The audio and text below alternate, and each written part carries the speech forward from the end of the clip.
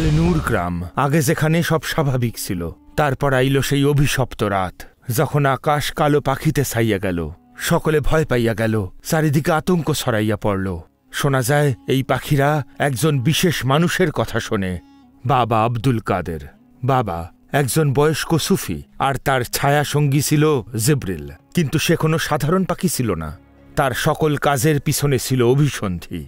সেই গ্রামের উপর হঠাৎ অভিশাপ নাইমা আইল, মাটি শুকাইয়া কাঠ, আর মানুষের মাথায় আকাশ ভাঙ্গা পড়ল। কিন্তু এসব হইতেছিল কেন? এর পিছনে কি ছিল সেই বাবার হাত, নাকি অন্য কোনো শক্তি? যখন সত্যটা সবার সামনে আইল, গ্রামের সবাই চমকাইয়া গেল। সেই গ্রাম কি ধ্বংস হইয়া গেল? বাবার কি হইল? আর তার থেকেও বড় প্রশ্ন, সেই কালো পাখিটার কি পরিচয়? যদি এই ভয়ঙ্কর আর রহস্যময় কাহিনীর সত্য জানতে চান, তাইলে শেষ অবধি অবশ্যই দেখবেন। আর তার আগে আমাগো চ্যানেলটা সাবস্ক্রাইব করেন। তাইলে শুরু করা যাক। আরবের তপ্ত বালি, যত দূর চোখ যায় মরুভূমি, আর তারই মাঝে মাঝে ছোট ছোট গ্রাম। সেই গ্রামগুলার মধ্যেই একটি আল-নূর গ্রাম। এই গ্রাম বাইরে থেকে দেখলে সাধারণ মনে হয়, কিন্তু তার মধ্যে লুকাইয়া ছিল অনেক রহস্য। এই গ্রামেরই এক কোনায় পুরানো এক বাড়ির মধ্যে থাকতেন বাবা আব্দুল কাদের, আর ওনার ছিল এক ছায়া সঙ্গী, একখান কালো পাখি, যার নাম ছিল জিবরিল। বাবা আব্দুল কাদেরের বয়স ৭০-এরও বেশি, কিন্তু তার চোখে ছিল এক জাদু, যা সবাইরে টাইন্না আনত। শোনা যায় যে এককালে তিনি বড় একজন আলিম ছিলেন, কিন্তু এখন একজন ফকিরের জীবন কাটাইতেছেন। গ্রামের লোকেরা তারে অন্য চোখে দেখে, কিছুটা সম্মানে, কিছুটা ভয়।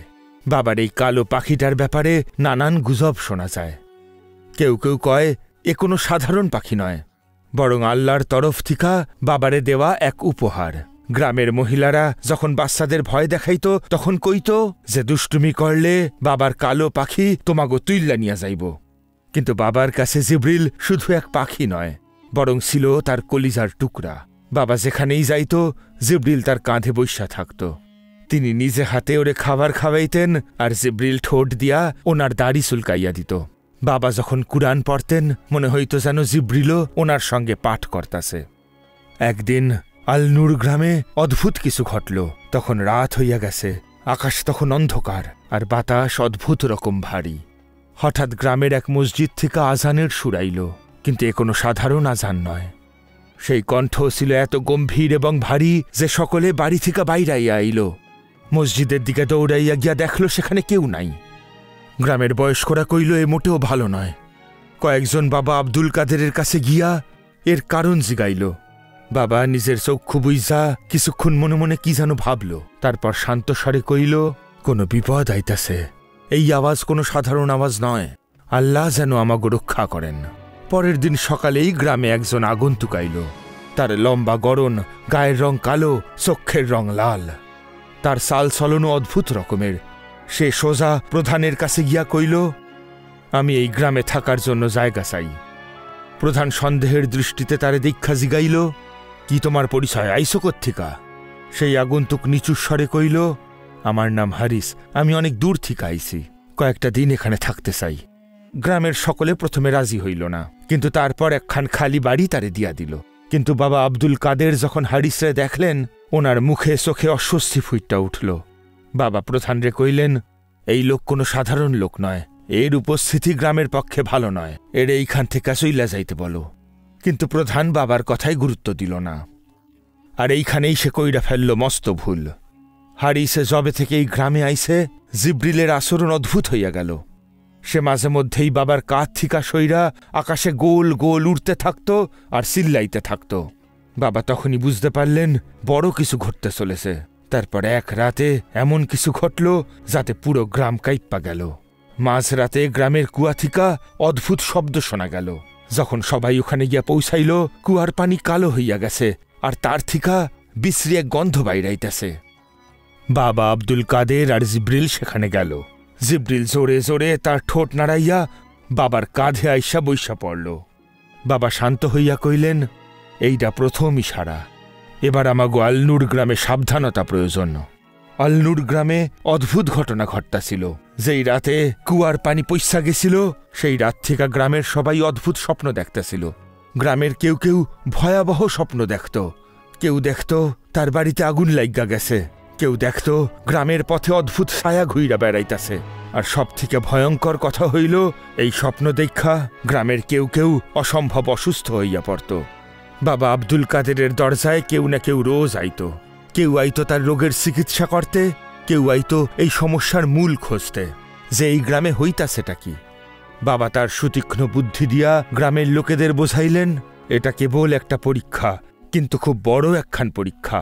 যদি তোমরা ধৈর্য আর সততা দিয়া তা উত্তীর্ণ করতে পারো, তাতে তোমাগই ভালো হইব, কিন্তু যদি সফল না হও, অন্ধকার আরো ঘন হইব। গ্রামের লোক বাবার এই কথা শুননা মনে মনে আরো বেশি ভয় পাইয়া গেল, কারণ পরিস্থিতি দিন দিন খারাপ হইতাছিল। গ্রামের এক কোণে ছিল সেই ঘর যেইখানে আগন্তুক হারিস থাকত।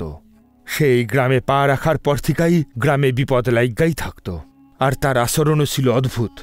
সে কারোর সাথেই ঠিকঠাক কথা কইত না। দিনের বেলায় নিজের ঘরের ভিতরই থাকত, আর রাতে সবাই শুইয়া পড়ার পর সে নিজের ঘর থেকে বাইরাইত। একদিন গ্রামের কিছু যুবক তার উপর নজর রাখব বইলা ঠিক করল। রাত হওয়া মাত্রই হারিসের বাড়ির কাছে গিয়া পৌঁছাইল, কিন্তু তারা যা দেখল দেখা মাথা ঘুইরা গেল। হারিস উঠানে খাড়াইছিল, আর তার চারপাশে ঘুরতাছিল অদ্ভুত সব ছায়া।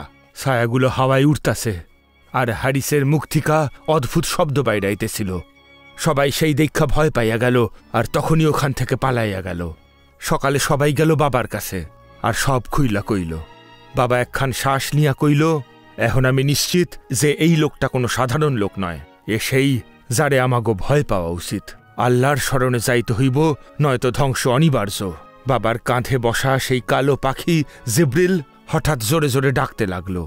এই প্রথমবার সে এমন অধৈর্য হইয়া উঠল। বাবা বুঝতে পারলেন যে এই গ্রামে কোনো বড় বিপদ আসন্ন। বাবা গ্রামের সকলরে ডাইক্কা কইলেন, আইজগো রাতে কেউ নিজের বাড়ি থেকে বাইরাইও না। বাড়ির দরজা বন্ধ রাইখো, কোরআন নিজের সাথে রাইখো, আর আল্লাহর শরণে যাইও। আইজগো রাত খুব সাবধান। গ্রামের সকলে ভয় পাইয়া গেল। তারা সকলে বাবার আদেশ মতো রাতে বাড়ির দরজা বন্ধ রাখল। কিন্তু এই রাত অত সহজে যাওয়ার নয়। যেই অন্ধকার নামল, জোরে ঝড় বইতে লাগল। আকাশে মেঘ ডাকতে থাকল, কিন্তু এক ফোঁটাও বৃষ্টি হইল না। বাতাস যেন অদ্ভুত রকমের ভারী, আর গ্রামের অলিতে গলিতে অদ্ভুত সব ছায়া ঘুরতে লাগল। তখন প্রায় মাঝরাত হারিসের বাড়ি থেকে অদ্ভুত এক চিৎকার শোনা গেল। সেই চিৎকার এত ভয়ঙ্কর যে গ্রামের সকলের বুক কাইপ্পা উঠল। সবাই নিজের বাড়িতেই আল্লাহরে ডাকতে থাকল। বাবা আব্দুল কাদের চোখ বন্ধ কইরা মাটিতে বইসা পড়লেন। তার ঠোঁট নড়তাছে, ক্রমাগত দুয়া চাইতে লাগলেন। তখনই জিব্রিল বাবার কাঁধ থিকা উইরা সোজা গিয়া হারিসের বাড়িতে উপস্থিত হইল। জিব্রিল যখনই হারিসের বাড়ির মাথায় গোল গোল উঠতাছিল, তখনই হারিসের বাড়ি থেকে এক কালো ছায়া বাইরায় আইল। জিব্রিল জোরে জোরে ডাইক্কা উঠল, আর ওই ছায়ারে আক্রমণ করল। সেই ছায়া চিৎকার কইরা হাওয়ায় মিলাইয়া গেল, কিন্তু অত সহজে সে হার মানার পাত্র না। সে তার ছায়া পুরা গ্রামে ছড়াইয়া দিল। তখনই বাবার বাড়ি থেকে এক অদ্ভুত শক্তি বাইরাইয়া আসলো, আর সে দ্রুত হারিসের বাড়ির দিকে রওনা দিল। সেই শক্তি যখনই হারিসের বাড়ি পৌঁছাইল, অদ্ভুত এক বিস্ফোরণ হইল, আর সেই বাড়ি পুইরা ছাই হইয়া গেল। সকাল হইতেই গ্রামের লোকেরা সবাই একে একে পথে নামল। সকলে দেখল হারিসের বাড়ি পুইরা ছাই হইয়া গেছে, সেখানে আর কিছু অবশিষ্ট নাই। গ্রামের লোকেরা সকলে খুশি হইল, সেই অদ্ভুত ছায়া দূর হইয়া গেছে। কুয়ার পানি আবার পরিষ্কার হইছে, অসুস্থ লোকেরা সুস্থ হইতাছে, আর গ্রামে শান্তি ফিরে আইছে। কিন্তু বাবা আব্দুল কাদেরের মুখে এখনো চিন্তার বলিরেখা। জিব্রিল ওনার কাছেই ছিল, কিন্তু সে আগের মতো অমন শান্ত না। তার চোখে এক অদ্ভুত অস্থিরতা ছিল। বাবা ধীর কণ্ঠে কইলেন, এখনো শেষ হয় নাই। পরীক্ষার কেবল প্রথম অধ্যায় ছিল, আসল বিপদ এখনো বাকি। আল্লুর গ্রামের সকাল রোজ দিনের মতো ছিল না। যদিও হারিসের ঘর জ্বল্লা গেছে, আর সকলে ভাবতাছে বিপদ কাইট্টা গেছে, কিন্তু বাবা আব্দুল কাদেরের চোখে এখনো সেই গভীর চিন্তা। উনি চোখ বন্ধ কইরা ক্রমাগত আল্লাহরে স্মরণ করতাছিলেন, আর তার কাঁধে বৈশা জিব্রিল অবিরত ডানা ঝাপটাইতেছিল। বাবা আকাশের পানে চাইলেন। আকাশে ঘন কালো মেঘ, কিন্তু এ সাধারণ মেঘ নয়, এ যেন আসন্ন বিপদের সূচনা মাত্র। গ্রামের কিছু মানুষ হারিসের বাড়ির ছাই দেখতে গেছিল। সেইখানে আর কিছুই আসিল না, শুধু একখান জ্বলন্ত কাঠ, যার মধ্যে এখনো আগুন অবশিষ্ট। কিন্তু তারা যখন ছাই সরাইল, দেখল নিচের মাটি যেন অদ্ভুত রকমের লাল। দেখা মনে হইতাছিল যেন আগুন সেখানে চাপা আছে। হঠাৎ এক যুবক চিৎকার কইরা উঠল। সবাই দেখল মাটির নিচে কিছু হাড়গোড়, কিন্তু সেগুলা যেন সাধারণ মানুষের হাড় নয়। হাড়গুলা সব অদ্ভুত বেঁকা বেঁকা, যেন কোনো জন্তুর, কিন্তু এত বড় যা কেউ আগে কখনো দেখে নাই। এই খবর যখন বাবার কানে পৌঁছাইল, তিনি নিজের চোখ বন্ধ কইরা গভীর শ্বাস নিলেন। তারপর তিনি জিব্রিলের দিকে তাকাইয়া কইলেন, এইবার আমাকে আসল সত্য খুঁজতে হইব। হারিস এই পৃথিবীতে আর নাই, কিন্তু যেই শক্তিগুলা তার সাথে ছিল তারা এখনো এখানে উপস্থিত। রাত হইতেই বাবা তার বাড়ির ভিতর ইবাদত শুরু করলেন। জিব্রিল নিজের জায়গা ছাইরা গ্রামের বাইরের এক টিলায় গিয়া বসল। গ্রামের লোকেরা সব খেয়াল করতাছিল, আর সবাই ভাবতাছিল এই পাখি এত ছটফট কইরে উড়তাছে কেন। কিছুক্ষণ পরেই গ্রামের এক বালক ছুইটটা বাবার কাছে আইল। সে হাঁপাইতেছিল, আর তার চোখে মুখে ভয় স্পষ্ট। বাবা, আমি কিছু দেখছি, অদ্ভুত কিছু। বাবা তার দিকে তাকাইয়া শান্ত স্বরে কইলেন, কি দেখছো বেটা? সেই বালক কাঁপতে কাঁপতে কইল, গ্রামের বাইরের পাহাড়ের নিচে একখানা সুড়ঙ্গ আছে, সেইখানে অদ্ভুত এক আলো দেখছি। প্রথমে আমি ভাবছিলাম বোধহয় আমার দেখার ভুল, কিন্তু যখন আমি কাছে গেলাম ওইখানে কারোর ফিসফিসানির শব্দ শুনলাম। মনে হইল যেন কেউ আমারে ডাকতাছে। বাবার কপালে চিন্তার ভাঁজ পড়ল। তিনি গ্রামের কিছু বাহাদুর যুবকরে ডাইক্কা কইলেন, আমাগো সেই সুরঙ্গের কাছে যাইতে হইব। ওখানে অবশ্যই কিছু আছে যা আমাগো সর্বনাশের কারণ হইতে পারে। সেই সুরঙ্গের ভিতরে কোনো আলো পৌঁছাইতেছিল না। চাঁদ ঢাইক্কা গিয়েছিল মেঘের আড়ালে, আর সারা গ্রামে এক অদ্ভুত নিস্তব্ধতা। বাবা, ওই কজন যুবক আর জিব্রিল ধীর পায়ে আউগাইতে থাকেন, আর সেইখানে পৌঁছাইয়া ওনারা দেখলেন সেই সুরঙ্গের দেওয়ালে অদ্ভুত সব চিহ্ন আঁকা। এ কোনো সাধারণ সুরঙ্গ নয়। বাবা এক মুহূর্ত আকাশের দিকে চাইয়া বিসমিল্লা পইরা সুরঙ্গে পা রাখলেন, আর ঢোকামাত্রই তিনি দেখলেন ভিতরের বাতাস ঠান্ডা, আর সেইখান থেকে বিশ্রী এক গন্ধ আইতাছে, যেন কিছু একটা বছরের পর বছর পস্তাছে। হঠাৎ জিব্রিল অদ্ভুতভাবে ডাইক্কা ওঠে, আর বাবার কাঁধ থিকা উইরা সুরঙ্গের একদম গভীরে চইলা যায়। বাবা আর গ্রামের বাকিরাও তার পিছন পিছন দৌড়াইতে থাকে, আর সেই সুরঙ্গের একদম গভীরে গিয়া পৌঁছানো মাত্র সেই দৃশ্য দেখা তারা চমকাইয়া ওঠে। সুরঙ্গের একদম শেষে অদ্ভুত সব খোদাই করা, দেওয়ালের গায়ে অদ্ভুত সব নকশা, আর মধ্যিখানে পাথরের এক বেদি, আর সেই বেদির উপর কালো কাপড়ে ঢাকা কিছু একটা। বাবা নিজের তাসবিহ শক্ত কইরা ধরলেন। এইখানে খারাপ কিছু আছে, এইখানে অবশ্যই শয়তানের শক্তি আছে। তখনই সেই চাদরে ঢাকা জিনিসটা অল্প অল্প নড়তে লাগল। গ্রামের এক যুবক চিৎকার কইরা কইল, হায় আল্লাহ, এইটা কি জিনিস? আর তখনই সেই কালো কাপড় আচমকা সইরা গেল, আর তার ভিতর থেকে অদ্ভুত এক চিৎকার বাইরইল। জিব্রিল দ্রুত উইরা বাবার কাছে চইলাইল, যেন বাবারেও রক্ষা করতাছে। বাবা জোর গলায় আয়াতুল কুরসি পড়তে শুরু করলেন। তখনই কালো ছায়া বাতাসে ভাইসা উঠল, আর তার মধ্যে দেখা গেল হারিসের অবয়ব। কিন্তু এ সেই হারিস নয় যে গ্রামে গেছিল, এ অন্য কিছু একটা। এর মুখ ভয়ঙ্কর আর অন্য রকম। গ্রামের লোকেরা ভয়ে পিছাইয়া গেল, কিন্তু বাবা এক পা আউগাইয়া জোর গলায় কইলেন, আল্লাহর হুকুমে তুই যেই হোস না কেন, চইল্লা যায় খান থিকা। জিব্রিল বাবার ইশারা বুঝতে পারল। সে দ্রুত উইরা গিয়া ওই ছায়ার চারপাশে চক্কর কাটতে লাগল। তার ধারালো ঠোঁট থিকা যে আলোর বিস্ফুরণ হইল তা সেই ছায়ারে দুর্বল কইরা দিল। বাবা আরও জোরে তিলাওয়াত শুরু করলেন। তারপরেই এক ভয়ঙ্কর বিস্ফোরণ হইল, আর সেই কালো ছায়া কান ফাটানো চিৎকার কইরা হাওয়ায় মিলাইয়া গেল। সুরঙ্গ ঘন অন্ধকারে ঢাইক্কা গেল, কিন্তু তারপরেই এক অদ্ভুত আলো। তা ছিল বাবার দুয়া আর জিব্রিলের আনুগত্যের ফল। গ্রামের লোক বুঝতে পারল যে হারিস ছিল এক মাধ্যম, কিন্তু আসল বিপদ কোথাও এখনো লুকাইয়া আছে। বাবা গভীর শ্বাস নিয়া কইলেন, এখনো না, এ এখনো শেষ হয় নাই, আমাকে তৈরি থাকতে হইব। জিব্রিল আইসা বাবার কাঁধে বসল বটে, কিন্তু তার চোখ এখনো অশান্ত। আল নূর গ্রামে যেন এখন সব কিছু শান্ত, কিন্তু এই নিস্তব্ধতা যেন ঝড়ের পূর্বের স্তব্ধতা। হারিসের ছায়া শেষ হইয়া গেছে, কিন্তু বাবা আব্দুল কাদেরের চোখ এখনো কি যেন ভাবতাছে। গ্রামের লোক ধীরে ধীরে তাদের স্বাভাবিক জীবনে ফিরতে থাকে, কিন্তু কেউ তখনও জানত না যে ছায়া সুরঙ্গের ভিতর ছিল তা তখনও পুরোপুরি শেষ হয় নাই। বাবার কাঁধে বসা জিব্রিল তখনও ছটফট করতেছে, বারবার ডানা মিল্লা আকাশের দিকে তাকাইতেছে, যেন সে খারাপ কিছুর আভাস পাইছে। এক রাতে যখন গোটা গ্রাম ঘুমে আচ্ছন্ন, তখনই হঠাৎ মসজিদের কাছের এক পুরানো গাছ থিকা অদ্ভুত সব আওয়াজ আইতে লাগলো। প্রথমে সকলে ভাবল এ বুঝি তাদের ভুল ধারণা, কিন্তু যখন সকাল হইল সবাই দেখল যে সেই গাছের শিকড় নিজে থিকাই মাটির উপরে চইলাইছে, যেন কেউ সেগুলা টাইন্না বাইরে আনছে। এই দেখা গ্রামের সকলে ভয় পাইয়া গেল। বাবা, এসব কি হইতাছে? এক বয়স্ক লোক ভয়ে জিজ্ঞাসা করল। বাবা গাছের শিকড় মন দিয়া দেখল, তারপর মাটি ছুঁইয়া অনুভব করল এই মাটি আর আগের মতন নাই। বাবা গভীর শ্বাস নিলেন, এর পিছনে নিশ্চয়ই কোনো রহস্য আছে। বাবা এই কথা কওয়া মাত্রই জিব্রিল উইরা আকাশে চইল্লা গেল। সে গোল গোল ঘইরা আচমকা গ্রামের থেকে অনেক দূরে চইল্লা গেল। বাবা তা দীক্ষা বিচলিত হইলেন।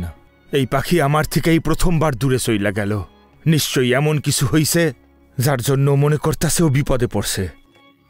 গ্রামের কিছু যুবক বাবার সাথে জিব্রিলের পিছনে যাবে বইল্লা ঠিক করল।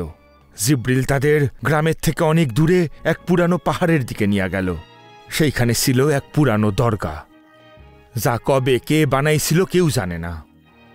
সেই দরগায় পৌঁছানো মাত্রই তারা দেখল ওখানে এক চিরাগ জ্বলতাছে, কিন্তু তা কোনো সাধারণ চিরাগ না, তার শিখা নীল, আর কেউ তার সামনে গেলেই তা নিভা আবার জ্বইল্লা উঠত।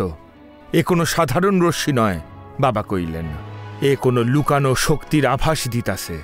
বাবা কোরআনের তিলাওয়াত শুরু করলেন, আর তখনই এক জোর ধাক্কা অনুভব করলেন। দরগার ভিতর থেকে ভয়ানক চিৎকার শোনা গেল। জিব্রিল আইসা বাবার একদম সামনে দাঁড়াইল, যেন সে বাবারে বাঁচাইতে প্রস্তুত। হঠাৎ দরগার ভিতর থেকে এক ছায়া বাইরাইয়া আইল। এ সেই ছায়া যেইটা বাবা সুরঙ্গে দেখছিল। কে তুই? বাবা উচ্চ কণ্ঠে জিগাইলেন।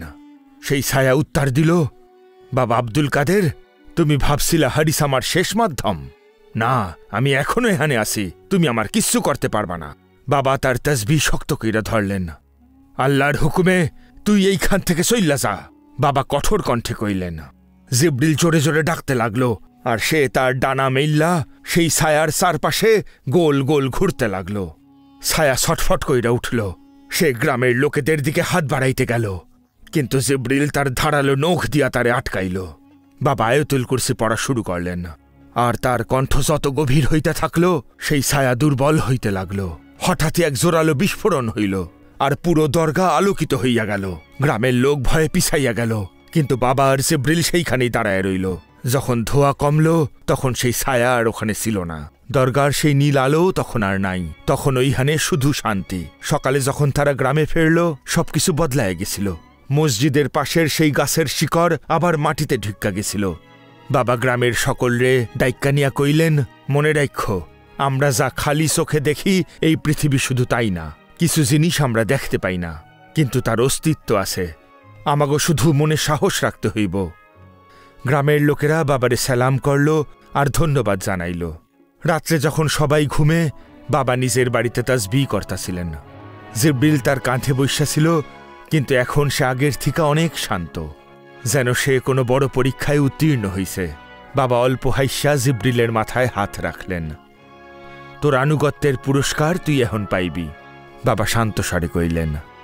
জিব্রিল তার ঠোঁট দিয়া বাবার হাত ছুইল, তারপর আকাশের পানি উইরা গেল। সারা গ্রামে এক আলোর ছটা দেখা গেল, আর বাবা স্বস্তির নিঃশ্বাস ফেললেন।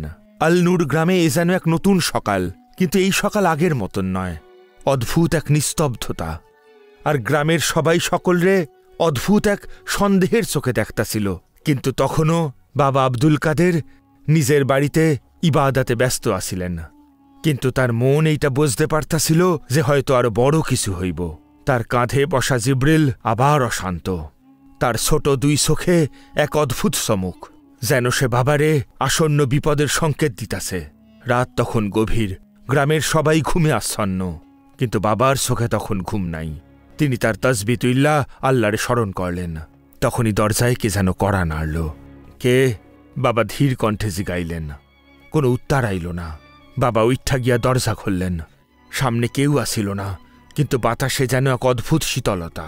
তখনই জিব্রিল ডানা ঝাপটাইয়া বাবার কাঁধ থিকা উইরা গ্রামের বাইরে চইলা গেল। এ কোনো সাধারণ ব্যাপার না, বাবা মনে মনে কইলেন। হাতে লাঠি নিয়া তিনি জিব্রিলরে অনুসরণ করলেন। বাবা যখন গ্রামের বাইরে পৌঁছাইলেন তখন দেখলেন সেইখানকার মাটি ফাইটটা গেছে, মনে হইতাছিল যেন কেউ ভিতর থিকা এই মাটিরে শেষ কইরা দিতাছে। তখনই হঠাৎ মাটি কাইপ্পা উঠল, আর তার মধ্যে থেকে কালো ধোয়া বাইর হইল। বাবা তৎক্ষণাৎ কোরআন পড়তে শুরু করলেন, কিন্তু এইবার এই ছায়া আগের থিকাও যেন বেশি শক্তিশালী। কে তুই? বাবা তৃপ্ত কণ্ঠে কইলেন। উত্তরে সেই ছায়া হাসল। বাবা আব্দুল কাদের, তুমি আমার সকল রাস্তা বন্ধ করছো, কিন্তু আমি এখনো এখানে আসি। এই গ্রামের সর্বনাশ অনিবার্য। বাবা গ্রামের সকলরে ডাইক্কা নিয়া কইলেন, আইজ আমাগো শেষ পরীক্ষা। আমরা যদি মনে সাহস নিয়া নিজেরা অবিচল থাকি, তাইলে এই বিপদ থিকা মুক্তি পামু। গ্রামের সকলে ভয় পাইয়া গেছিল, কিন্তু বাবার কথায় মনে সাহস পাইল। বাবা গ্রামের সকলরে কইল তারা যেন গোটা রাত ইবাদত করে আর আল্লাহর কাছে সুরক্ষা প্রার্থনা করে। তখন রাতের শেষ প্রহর, গ্রামের উপর আচমকা ঝড় আছড়াইয়া পড়ল। আকাশ কালো মেঘে ঢাইক্কা গেল, আর বিদ্যুৎ চমকাইল। বাবা তার লাঠি উঠাইলেন, আর জিব্রিলের সঙ্গে নিয়া গ্রামের মসজিদের সামনে আইসা দাঁড়াইলেন। উনি উচ্চস্বরে কোরআন পাঠ করতে লাগলেন।